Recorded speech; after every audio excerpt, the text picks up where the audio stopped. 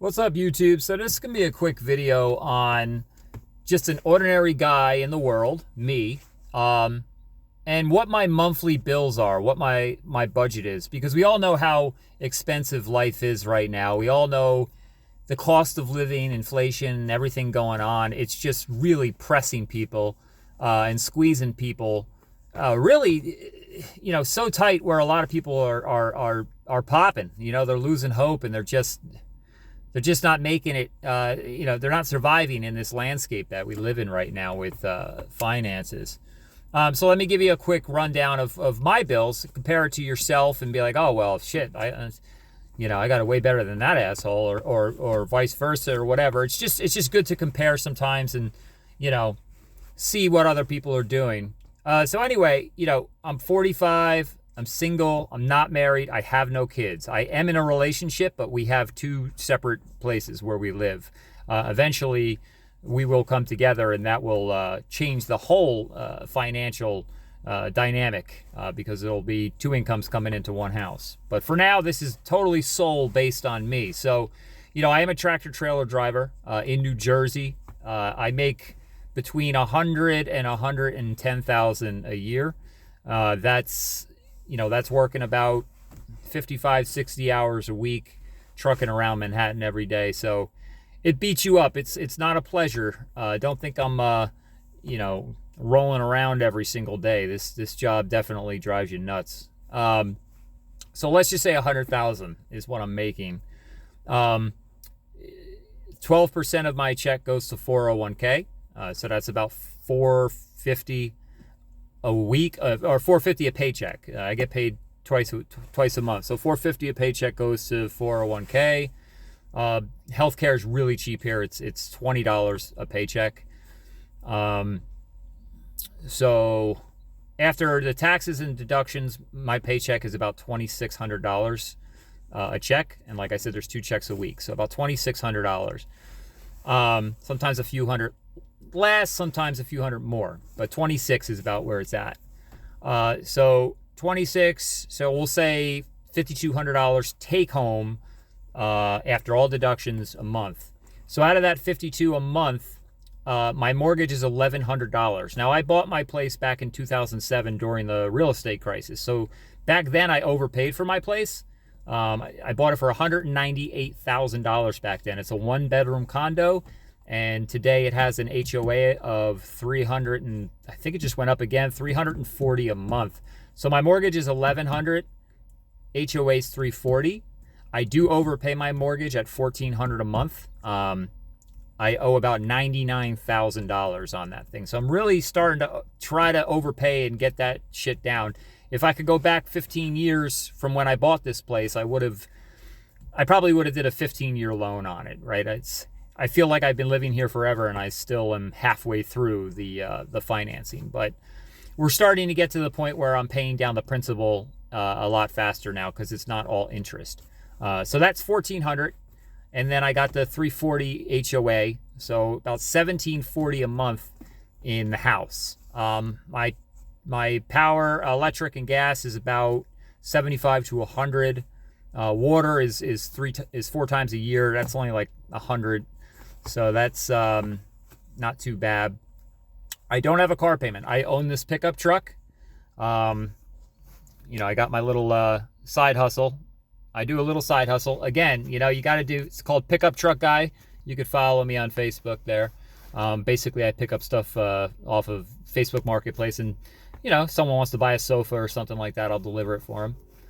But it's a side hustle, and that brings me in a couple grand, a few grand a year, and I use that money basically just to, keep from hitting up my debit card. It keeps gas in the truck. It keeps food shopping going without having to hit my debit card. So back to the bills. I don't have a truck payment. I have no car payment. That's huge. One of the biggest things you can do is pay off your vehicle. Car payments are, they lock you into a spiral of debt. Insurance on this is $120 a month. It went up, but I called and I got it back down a little bit. What else we got? Cell phone. I got Xfinity Mobile. It's $80 a month. No. 40 it's $45 a month for the phone, for the mobile phone, and then it's $80 a month for internet at the house. So yeah, so $1,700 for the house, $120 for the phone and the cable at the house. PSE&G, the power and electric's about $100. Car insurance is $120. Gas in this thing every month is probably $200.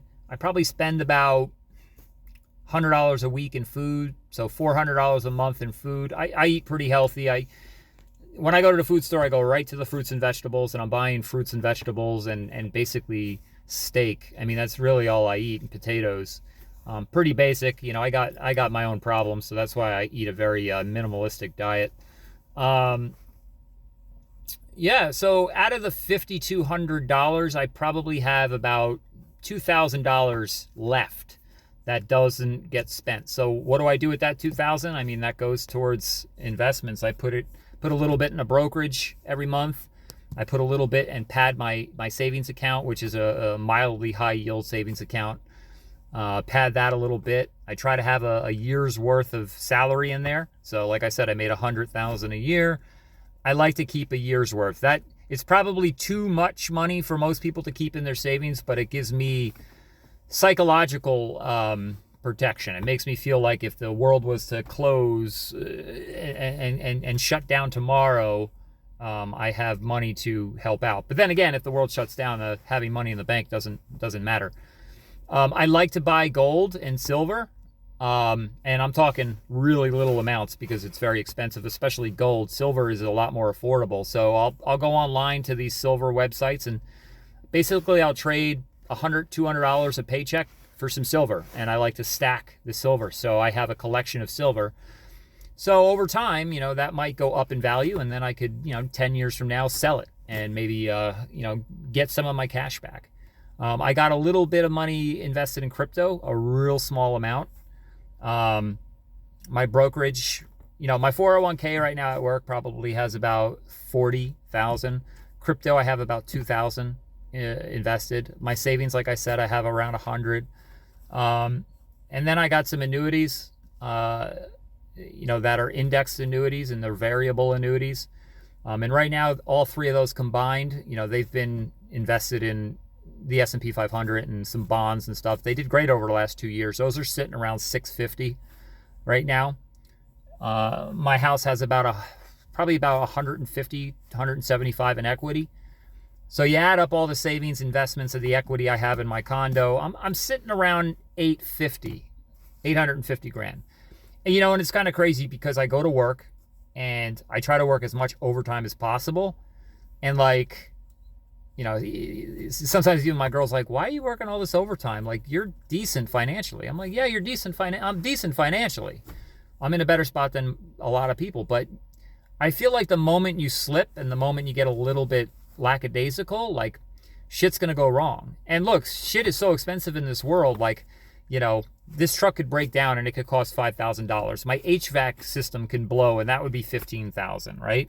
I could have a huge problem with the plumbing and it could flood out the place, and that could be $5,000. Who knows? Like 20, 25 grand could just evaporate in a day, right? So having like 100 grand to me isn't even enough. Like, I gotta, I always have this fear of money, like it's never going to be enough.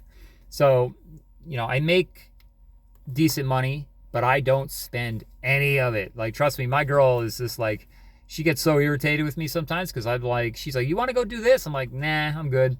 Like, I'm happy. I'm content sitting in the house doing jack shit all day, just sitting, watching YouTube videos or, watching TV, working out, and especially when you're working a lot, like, kind of just want to hang out at the house when I'm not working. So I'm really good without spending money. I'm a minimalist. I don't buy things I don't need. I used to, trust me, when I was in my 20s, I spent a lot of money on cars and motorcycles. I don't do that anymore. Any free money that I have now, it's going to an investment account, into my savings, buying silver with it, paying down my mortgage a little bit more. Because every single month that goes by, I like to tally my net worth, and I like to see that number slowly creep up a little tiny bit. Even if it's $500 a month, it's going in the right direction, It's tough when you've been going in the right direction to take a punch in the teeth and then go in the complete opposite direction. But yeah, so that's it for me. Now, I don't have a dog. I used to have a dog. She passed away. I miss her so much. But like even having a dog is very expensive. So not having that expense opened up, $150 a month or whatever to just toss into the investments, right?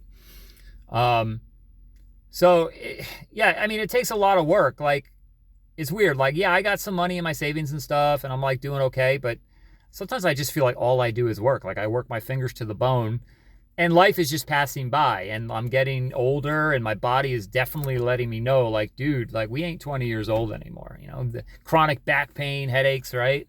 Get weird pains all the time. Just feel like dog shit half the time getting out of bed. Like really you got to think about it. Like what's the point of having all this money if you feel like dog shit to get it, right? It's kind of crazy. And I know I'm not the only one that has that predicament. I'm sure that most people have that, that have money, they work their ass off to get it and they just feel like dog shit. And, uh but yeah, that's about my situation. Entering kids, that whole picture would look different. Entering kids, I probably wouldn't have any savings, to be honest. I give people who have children a lot of respect. I'm not cut from that cloth. I never wanted to have kids. I just can't do it. Maybe I'm too selfish. I just can't do it.